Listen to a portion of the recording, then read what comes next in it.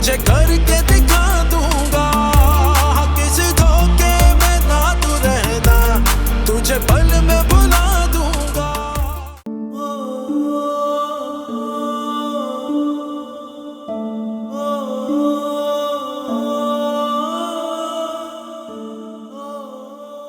सलाम खान। नायला कहाँ है? मत पूछे मालिक, नायला रो रो के सकते की हालत में चली गई। 2 दिन की दुल्हन जिसे बेवा कर दिया। खान, नायला कहती है करीम से शादी का फैसला खान का फैसला था, अब करीम नहीं रहा तो मुझे भी मार डालो।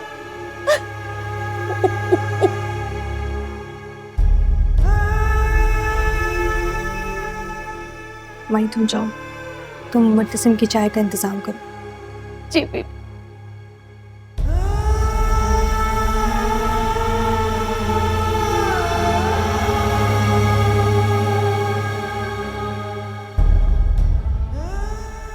मुत्तसिम,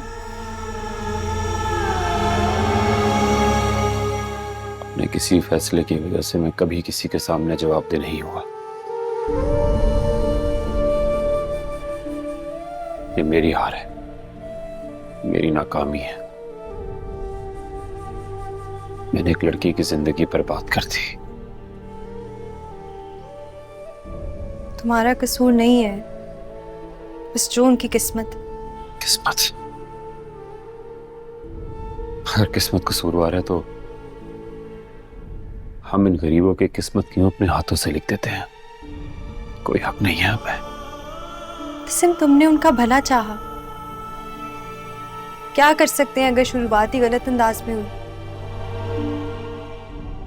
मीरब को खेत में नहीं जाना चाहिए था और तुमने मीरब के कहने पर मलिक मुख्तार के बेटे को जेल से रिहाई दिलाई है। उसको मौका मिला है, जाहिर है दुश्मनी निकालेगा। मीरब की गलती नहीं है इसमें, उसे नहीं पता था कि उसे वहां नहीं जाना।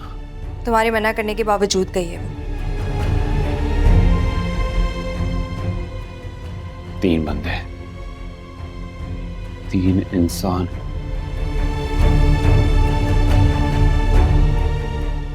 मेरी जमीन पे कत्ल हुए हैं।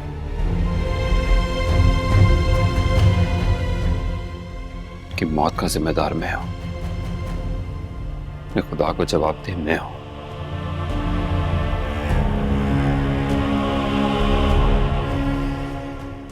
क्या मैं अपने लोगों की हिफाजत भी नहीं कर सकता? तो बेबस महसूस कर रहा हूं खुद को।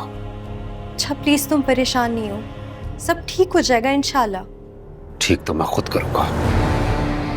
इस दफा मलिक जुबैर को उसका बाप भी नहीं बचा सकता।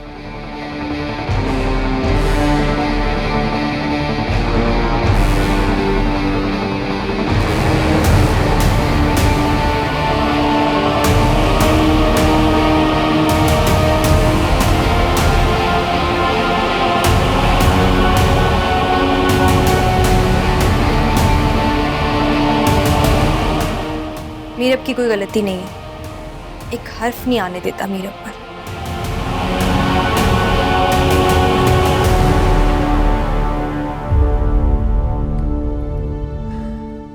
इतना सब कुछ हो गया मीरब और तुमने मुझे बताया भी नहीं। क्या बताती, मैं तुम्हें किस मुंह से बताती। इतने अरसे जो जिंदगी गुजारी वो झूठ की जिंदगी थी। तो समझ नहीं आ रहा कि वो तुम्हारे साथ ऐसा कर कैसे सकते हैं।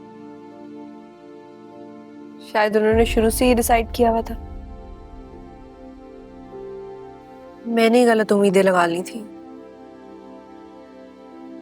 मीरब, मीरब तुम वो हो जो औरतों के हुकूक के लिए डट जाती थी। किसी भी औरत के साथ ज्यादती, जुल्म, किसी भी किस्म की कोई परेशानी होती थी तो तुम खड़ी होती थी। मीरब तुम यूनिवर्सिटी में औरतों के हुकूक के लिए बैनर्स लिए फिरती थी, नारे लगाती थी। तुमने अपने साथ इतनी बड़ी नाइंसाफी कैसे होने दे दी मीरब? कैसे तुमने उस शख्स के लिए हाँ कर दी जो तुम्हें मेरे सामने से जानवरों की तरह लेकर चला गया?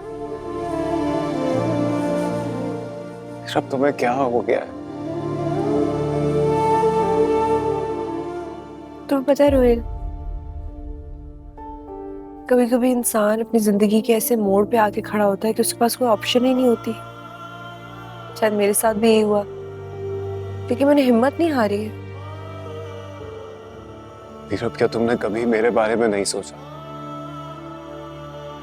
तुम्हें कभी एहसास नहीं हुआ कि मैं तुमसे मोहब्बत करता था?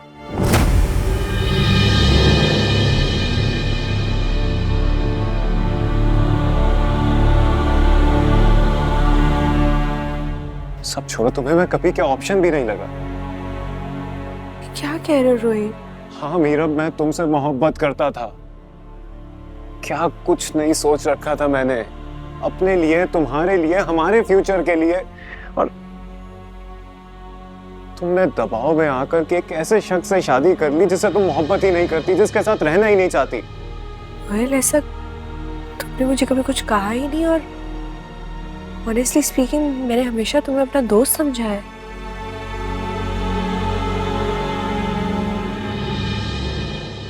तुम्हारी बर्थडे वाले दिन मैं तुम्हें प्रपोज करने वाला था, लेकिन वहां उस वक्त मुर्तसिम आ गया और तुम्हें ले गया मुझसे।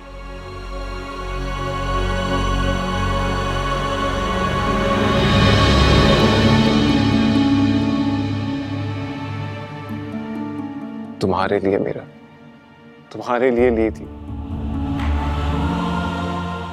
और जब से तुम गई हो इसे अपने जेब में लिए घूमता फिर रहा हूं, पागलों की तरह तुम्हें ढूंढ रहा हूं। कहां कहां, किससे नहीं पूछा तुम्हारे बारे में, लेकिन तुमने खुद तक पहुंचने के सारे दरवाजे बंद कर रखे थे मेरा। Rohail, I am really sorry. मैंने अनजाने में तुम्हारी फीलिंग्स हर्ट की, लेकिन अब तो ऐसा कुछ पॉसिबल नहीं है। मैंने तुम्हें दुख दिया, इस बात का मुझे अफसोस है। अफसोस तो मुझे हो रहा है मीरा, दिल फटा जा रहा है मेरा तुम्हें इस हालत में देखकर। कैसे तुम एक ऐसे शख्स के साथ जिंदगी गुजारने का फैसला कर चुकी हो जो तुमसे मोहब्बत ही नहीं करता, जो सिर्फ ये रिश्ता इसलिए निभा रहा है कि उसकी खानदान में नाक ऊंची रह सके, उसका मान, मर्तबा, रुतबा बुलंद रहे, सिर्फ इसलिए। क्यों मीरा, क्यों कर रही हो अपने साथ ऐसा? देखो, अब मैं कुछ भी नहीं कर सकता तुम्हारे लिए। तो कोई कुछ नहीं कर सकता।